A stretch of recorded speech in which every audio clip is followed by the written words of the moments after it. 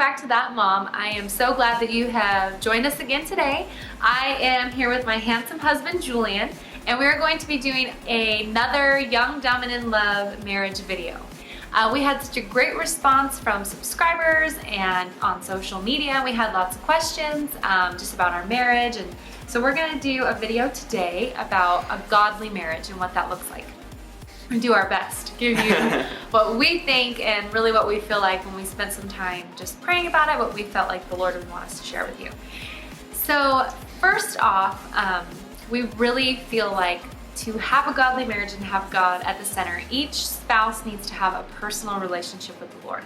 And that might seem obvious, but not just, you know, they've accepted Jesus, but where they really are pursuing the Lord every single day in their own personal life and spending time with the Lord, spending time in prayer, and really cultivating their relationship with the Lord. And that's what really leads to having a godly marriage, is two people that are seeking God on their own. And then it comes into the marriage.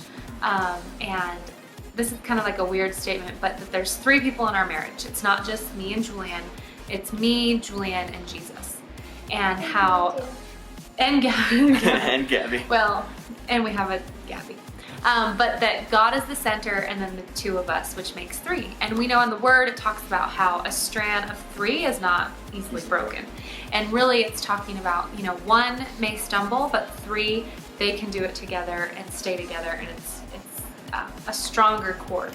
So yes, pursuing God on our own. Okay, so you know, it really comes down to when she said your personal relationship with God. If you want God to be in your relationship with your wife, especially men, you need to really realize that you're the man of the house. You're supposed to be the leader. You're ordained to be a leader. God created you to be a leader. And if you're not seeking God in your personal life, and you're not taking in His Word, and you're not praying and constantly spending time and seeking His face, how do you expect your wife to be someone who is virtuous and wonderful and seeks God on her own?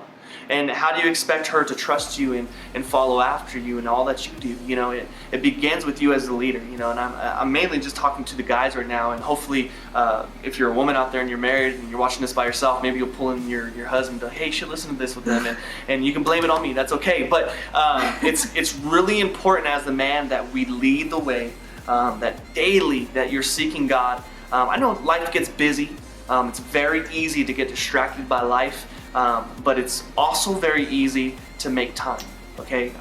Some of us, we might get up at 4 o'clock in the morning to go to work. Well, get up at 30 minutes earlier and spend time with God, you know, and throughout your day, pray often. Begin to speak to Him, ask Him to guide and lead you in your relationship with Him. Pray with your wife, pray with your kids. That's what leaders do, and when you do that, you're seeking God in your relationship, and it's just going to pour into the rest of your family. That was just mainly for all the guys. Preach it. Well, I know too, as a wife, and wives have a hard time because, you know, we know the Word, it talks about submitting to our husbands, and I think why that's hard a lot of times is because our husbands aren't submitted to Christ. And so we have a hard time because we feel like, can we trust them? What are we going to do? And so really, you know, husbands are supposed to be leading the home just as Christ leads. So it's Christ leads the husband, and then the husbands are leading the wives. And so that's what is difficult, is when the husband isn't leading. And so it's so important that husbands do lead.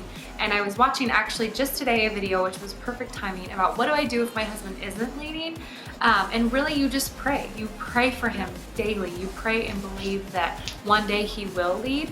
And the speaker I was listening to challenged wives, like, don't nag and don't talk and down to them for 24 hours and then turn it into 36 hours, 72 hours, 30 days, and really just pray and believe that they will begin to submit to the Lord and be a leader, and that maybe what they need from you is that kind of push, but not in a negative way, but like you allowing them to start kind of lead, maybe in areas that you've taken over the lead because you feel like, he's not leading, I'm just going to do it myself.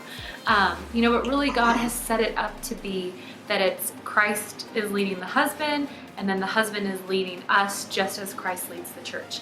And I think because that picture has been lost, it's brought a real struggle into marriages. And we know that we're supposed to find joy in marriage, and we're supposed to be a helper to our husbands, and that's what the Lord set it up to be, is you know, man is not supposed to be alone, and so he brought women along to be a helper to our husbands. And it's awesome. Yeah. So I don't know It is, what and that's the thing about submission for ladies. It's gonna be so much easier for you to do it when you see your husband submitting and being that example for you. But at the same time, like she said, be patient. Be kind. If you are married to someone who may not be a believer or maybe leading the home right, the best thing for you to do is pray diligently for that man so that he will rise up one day and become that. And I'm going to tell you, there's hope for that man, because I've seen it over and over and over. As a pastor, I see people constantly, women especially in this day, for some reason men these days are soft. And they're scared to lead, they're scared to do things. And I was there. I mean, it was hard. I would admit that there was a moment in our marriage where it was hard for me, for some reason, to pray with my wife.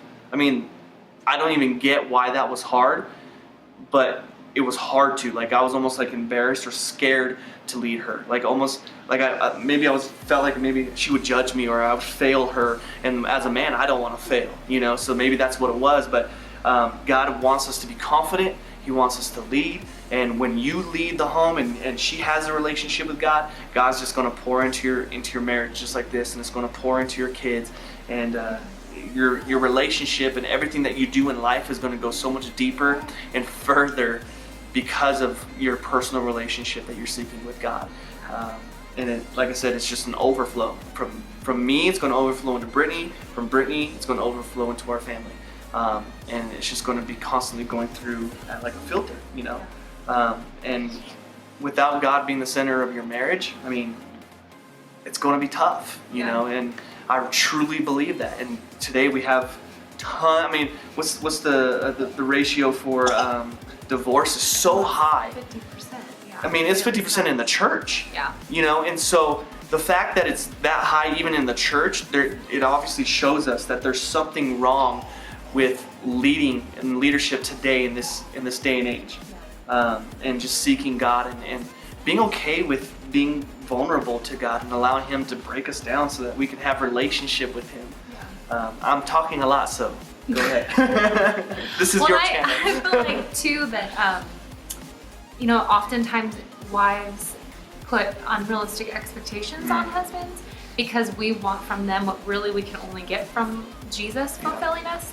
And you know, that spending that daily time with the Lord, I feel like it really takes expectations off of Julian that really aren't his to fulfill. You know, like that personal time with the Lord and really the Lord's filling me so that I don't feel like I'm so needy from Julian. Not that that I have needs that need to be met, but it's important that that personal time with the Lord is being filled. So I'm not coming to Him with things that aren't His to fulfill. And same with the husband, you know, he needs to be spending time with the Lord as well. It's just imperative. And I think too, in seasons that maybe we weren't,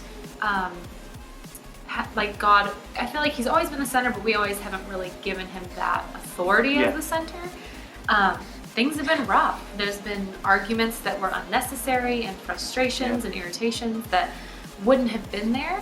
And I think too that I see when we're really putting God at the center, He's given us grace to be married.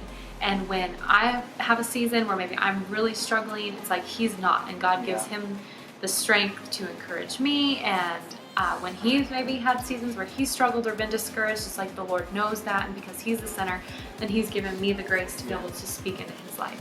So it's like He gives us the strength when the other one is weak, because we're putting Him at the center. And I really just see it kind of ebb and flow when we are really putting Him at the center of our marriage. And it's so true. And even just with the seasons, I mean, He's always seemed to work it out and take care of us. And I really believe that it's mainly because we trust Him and we spend time with Him and we made Him the center of our lives. And when you truly make Him the center of your life, God takes you to whole new levels in your trust and your faith. And obviously, faith is a tough thing to realize in yourself.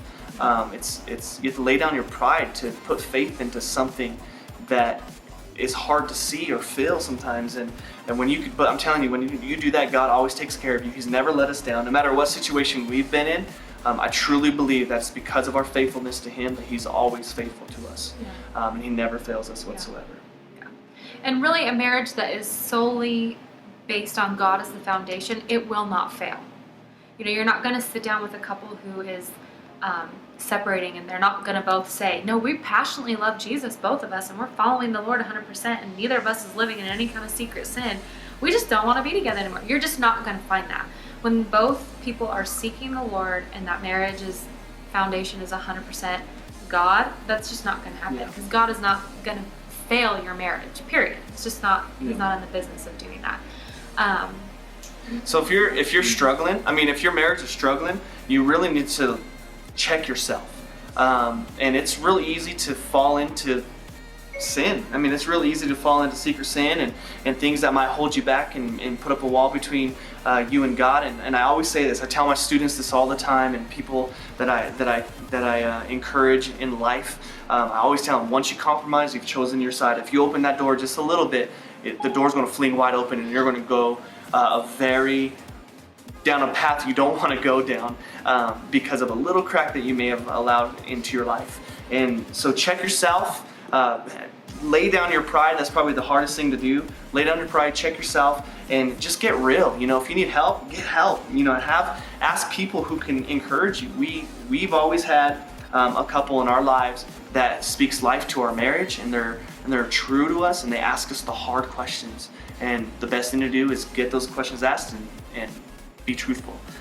And God will take you out of whatever you're in, and He'll take care of you, and He'll always pull you out, no matter what, no matter how deep or how far it's been.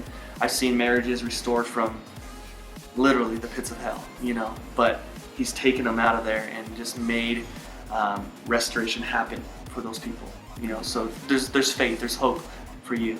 Before I let you go, I just want to encourage you that if you are struggling in your marriage, please reach out to someone at your local church or a Christian couple that you admire and you look up to. The first step to really moving past it and getting through it is really just reaching out and getting help. That will definitely be a huge help to you. Just connect with the local church or whatever it may be. So we just really want to encourage you to do that. And thank you so much for joining us again today, and we will catch you next time at That Mom.